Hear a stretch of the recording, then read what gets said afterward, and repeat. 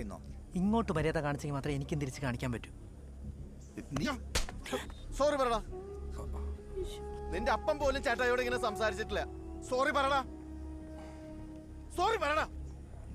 Sorry.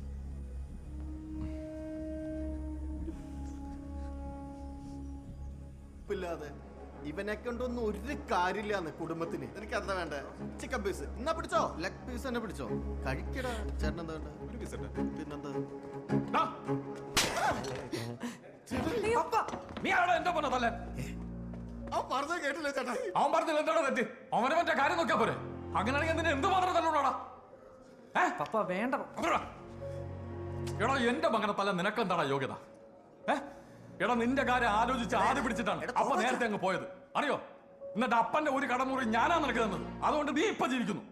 എന്നിട്ട് അവന്റെ കഴിവിന്റെ കഥ ഉണ്ടാക്കാൻ നടക്കുന്നു. എടാ